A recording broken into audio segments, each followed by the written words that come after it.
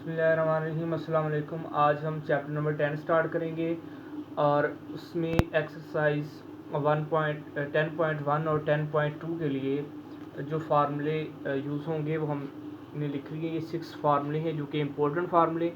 Sign alpha plus beta equal to sine alpha cos beta plus cos alpha sine beta. मतलब इधर plus आए तो इधर plus आता है, अगर माइनस इधर आ जाए अल्फ़ा माइनस बीटा तो फार्मूला यही रहता है, लेकिन यहाँ पे साइन चेंज हो जाता है बस। अगर कॉस अल्फ़ा प्लस बीटा आ जाए तो cos alpha cos beta minus sine alpha sine beta, मतलब इधर प्लस होगा तो इधर माइनस आना है, लेकिन इधर अगर माइनस हो तो फिर वो प्लस आएगा फार्मूले में।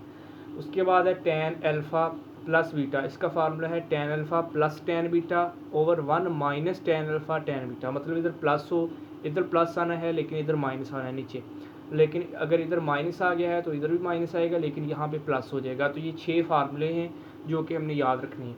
एक्सरसाइज 10.1 है, इसमें क्वेश्चन नंबर 1 है और कहा गया है कि कॉट 855 डिग्री की वैल्यू फाइंड करें। तो इसके लिए हमने टेबल लास्ट टाइम देखा था चैप्टर नंबर 9 में कि कॉस साइन कॉस टेन 0 पे 30 पे 45 पे 60 डिग्री पे इनकी वैल्यूज़ क्या होती हैं वो हमने याद रखनी है वो टेबल से। तो उस टेबल में ये 855 की वैल्यू नहीं है, तो हमने सबसे पहले तो इसको इस जैसा बनाना है कि हम वैल्यू इसकी पुट कर सकें।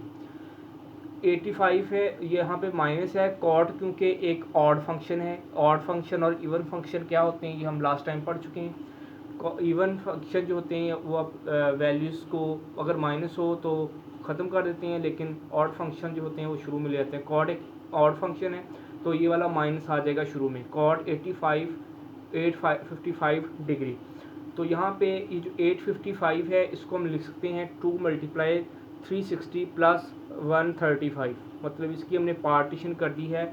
जो 855 था उसको हमने इस तरह से पार्टीशन कर दी। अब चूंकि ये जो 360 होता है ये पूरा एक सर्कल बनाता है, फिर 2 मल्टीप्लाई 2 से मुराद है ये 2 सर्कल कंप्लीट करेगा, लेकिन इससे जो एंगल होता है उस पर फ़र्क नहीं आता, मतलब एंगल जो होगा वो 135 ही होगा।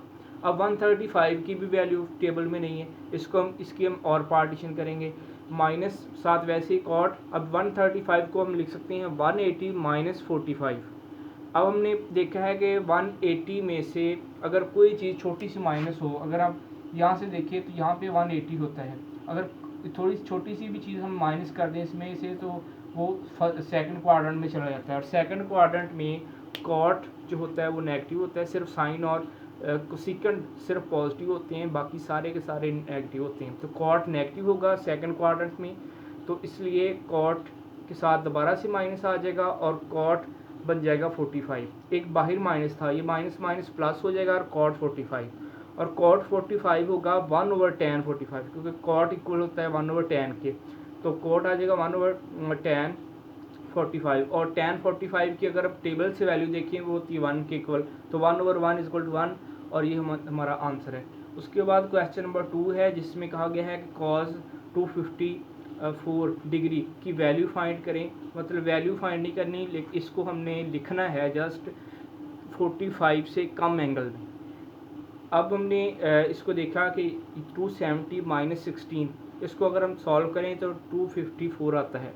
तो इससे मुराद है कि जो 270 होता है कॉज, उस 270 में से कोई चीज़ माइनस हो रही हो, बाहर कॉज हो, तो कॉज जो होता है वो साइन में कन्वर्ट हो जाता है। तो हमने पहला काम किया कि साइन में कन्वर्ट कर दिया और ये एंगल आ गया साथ 16। अब आगे बात लामत की। अब हमने देखा कि यहाँ पे 270, यहाँ से कोई चीज़ माइनस करेंगे वो थर्ड क्वाड्रेंट में आएगा, और थर्ड में साइन क्या होता है, कॉस भी नेगेटिव होता है साइन भी नेगेटिव होता है, तो इसलिए इसकी वैल्यू क्या आ गई माइनस साइन 16 डिग्री। ये हमारा आंसर आ गया जिसमें हमने एंगल को 45 से कम लिखा। उसके बाद क्वेश्चन नंबर 3 है, इसका 4 पार्ट है, जिसमें question number cos 330 sine 600 cos 120 degree और sine 150 degree is equal to -1। ये हमें क्वेश्चन गिवन है। लेफ्ट हैंड साइड से हम स्टार्ट करेंगे। लेफ्ट हैंड साइड है cos 330 degree sine 600 degree cos 120 degree sine 150 degree. अब 330 को हम लिखेंगे। अब हमने इसको भी सॉल्व वैसे ही करना है कि टेबल से इसकी वैल्यू, इनकी वैल्यूज़ को पुट करना है। तो 330 की वैल्यू नहीं होती टेबल में, तो इसको हमने इसकी पार्टीशन की 260 माइनस 30, और यहाँ पे 600 को हमने लिख लिया 360 प्लस 240, और 120 को हमने लिख लिया 180 माइनस 60, और 150 को हमने लिख लिया 180 माइनस 30। अब यहाँ से ये जो 360 के पूरा मुकम्मल चक्कर में आता है तो रह जाएगा -30। अब कॉस चूँकि एक इवन फंक्शन है और वैसे भी cos 30 को अगर हम चेक करें इसके अंदर, ये यहाँ पे 360 होता है और यहाँ से कोई भी चीज़ छोटी सी माइनस होगी तो वो किस क्वाड्रेंट में आएगी, फोर्थ क्वाड्रेंट में आएगी। तो फोर्थ क्वाड्रेंट में कॉस क्या होता है, पॉजिटिव होता है, तो इसलिए साथ आएगा यहाँ पे cos 30। यहाँ पे बात आ गई साइन 360 की, तो 360 एक पूरा मुकम्मल चक्कर हो गया, तो साइन 240 रह गया। इधर से 180 माइनस 60, अब 180 में से कोई छोटी सी चीज़ माइनस कर देंगे तो वो सेकंड क्वाड्रेंट में जाएगा, और सेकंड में कॉस क्या होता है, नेगेटिव, तो इसलिए यहाँ पे आएगा माइनस कॉस, और ये आ जाएगा साथ 60। फिर यहाँ पे साइन 180 माइनस 30 है, तो 180 से कोई छोटी सी चीज़ माइनस करेंगे तो सेकंड क्वाड्रेंट में जाएगी, और सेकंड में साइन क्या होता है, पॉजिटिव होता है, तो साइन 30 आ जाएगा साथ पॉजिटिव का। अब ये वाला minus minus plus minus minus हो गया है। अब 240 की वैल्यू भी नहीं है टेबल में, तो दोबारा से 240 की भी पार्टीशन करेंगे, वो आएगा 180 प्लस 60। अब हमने देखा कि 180 में कोई छोटी सी चीज़ हम ऐड कर दें तो वो चली जाती है थर्ड क्वाड्रेंट में, और थर्ड में साइन नेगेटिव होता है, तो इसलिए नेगेटिव साइन और साथ ही आ जाएगा एंगल 60, ये 180 मुकम्मल हो गया। और ये माइनस कॉस 60 डिग्री और साइन 30 डिग्री। अब ये वाला माइनस शुरू में ले आएंगे, cos 30 साइन 30 और साइन 60 cos 60 और साइन 30, इनकी हम वैल्यूज़ को पुट करेंगे।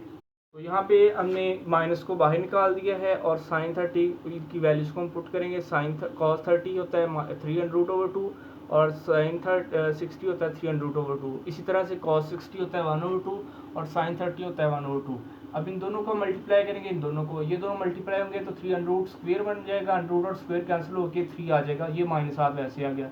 2 × 2 4 आएगा, और 1 × 1 और 2 × 2 4, इन दोनों का एलसीएम 4 आएगा, तो -3 - 1 = -4/4। ये दोनों कैंसिल होके -1 = right hand side, left hand side = right hand side, ये हमने प्रूव कर दिया। क्वेश्चन नंबर 5 है जिसमें प्रूव करने हैं कि cos α + β/2 = sin γ/2। इसको हमने प्रूव करना है, और ये क्वेश्चन के अंदर ये चीज़ बताई है कि अल्फ़ा, बीटा और गैमा ये बिलोंग करती हैं, मतलब ये एंगल हैं एक ट्राइंगल के। अब हमें पता है कि ट्राइंगल के जो अंदरूनी जाविये होते हैं उनका मजमुआ होता है 180, उनका सम होता है 180। तो अब इस चीज़ को हमने यूज़ करना है। अब तीनों के तीनों एंगल का हम क्या कर देंगे, सम 180 के को रख लेंगे। यहाँ से अल्फ़ा + बीटा की अगर हम वैल्यू निकालना चाहें तो गैमा इधर आएगा, माइनस का गैमा हो जाएगा, अल्फ़ा + बीटा की वैल्यू आ गई। अब इतने हिस्से को हम कंसीडर करेंगे, अल्फ़ा + β/2, यहाँ पे अल्फ़ा + बीटा की हमने वैल्यू पुट कर दी, दोनों तरफ हम कॉस फंक्शन अप्लाई करेंगे।